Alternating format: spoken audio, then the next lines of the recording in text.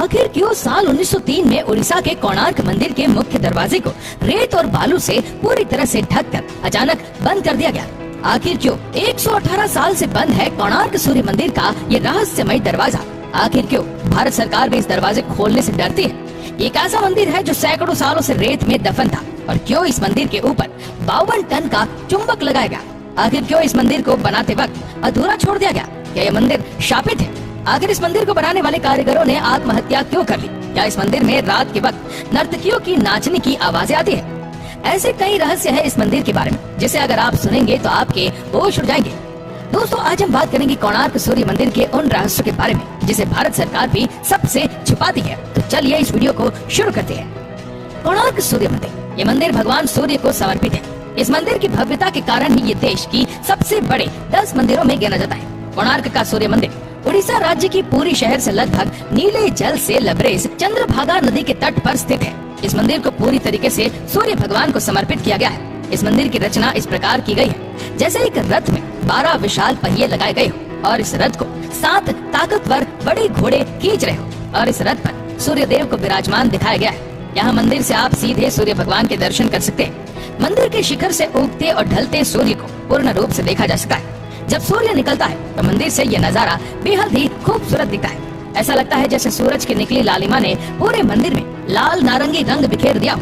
वही मंदिर के आधार को सुंदरता प्रदान करते 12 चक्र साल के 12 महीने को परिभाषित करते हैं और हर चक्र दिन के 8 पहरों को दर्शाते हैं। यह मंदिर 2 भागों में बना हुआ है, जिसमें से पहले भाग नट मंदिर में सूर्य की किरणें पहुंचती थी और कहा जाता है कि कांच या हीरे जैसी धातु से वे इस मंदिर की प्रतिमा पर पड़ती थी, जिससे इसकी छटा देखते ही बनती थी। वही मंदिर की कलाकृति में इंसान हाथी और शेर से दबा है, जो कि पैसे और घमंड का घोतक है और ज्ञान वर्धक भी है। इस मंदिर के बारे में कहा जाता है कि श्री कृष्ण के पुत्र साम को श्राप से कोढ़ रोग हो गया था। उन्हें ऋषि कटक ने इस श्राप से बचने के लिए सूरज भगवान की पूजा करने की सलाह दी थी।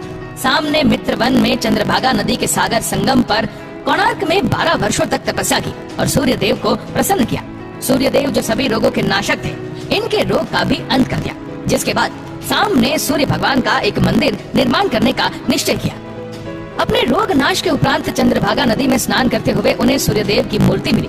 ये मूर्ति सूर्यदेव का शरीर के ही भाग से देव शिल्पी श्री विश्वकर्मा ने बनाई थी। साम ने अपने बनवाए मित्र वन में एक मंदिर में इस मूर्ति को स्थापित किया और तब से ये स्थान पवित्र माने जाने लगा। कोणार्क के बारे में ये भी कहा जाता है कि यहाँ आज भी नर्तकियों की आत्माएं आती है।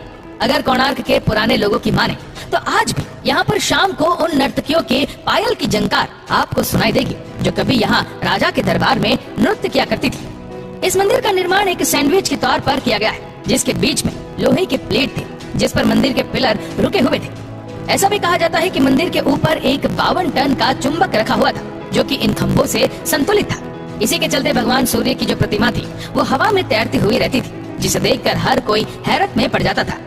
कहा जाता है कि इस चुंबक को विदेशी आक्रमणकारियों ने तोड़ दिया था। ऐसा भी कहा जाता है कि मंदिर के ऊपर रखे चुंबक के चलते समुद्र से गुजरने वाले नाव, जो कि लोहे के बने होते थे, इस चुंबकीय क्षेत्र के चलते क्षतिग्रस्त हो जाती थी। इस कारण अपनी नाव को बचाने हेतु नाविक इस पत्थर को निकाल कर ले गए। ये पत्थर एक केंद्र शिला का कार्य कर रहा था, जिससे मंदिर की दीवारों के सभी पत्थर संतुलन में थे। इसके हटने के कारण मंदिर की दीवार को संतुलन खो गया और परिणाम स्वरूप वो गिर पड़े।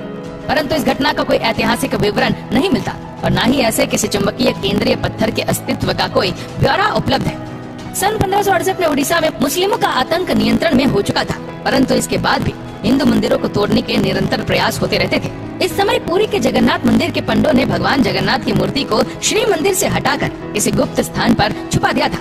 इसी प्रकार कोणार्क के सूर्य मंदिर के पंडों ने प्रधान देवता की मूर्ति को हटाकर वर्षों तक रेत में दबाकर छिपाए रखा। बाद में ये मूर्ति पूरी भेज दी गई और वहाँ जगन्नाथ मंदिर के प्रांगण में स्थित केंद्र के मंदिर में रख दी गई। कई लोगों का ये मानना है कि यहाँ की पूजा मूर्तियाँ अभी भी खोजी जानी बाकी है, लेकिन कई लोगों का ये भी कहना है कि सूर्य देव की मूर्ति जो न्यू दिल्ली के राष्ट्रीय संग्रहालय में रखी है, वही कोणार्क की प्रधान पूज्य मूर्ति है। फिर भी कोणार्क मंदिर में सूर्य वंदना मंदिर से मूर्ति हटाने के बाद से बंद हो गई। इस कारण कोणार्क में तीर्थ यात्रियों का आना जाना बंद हो गया।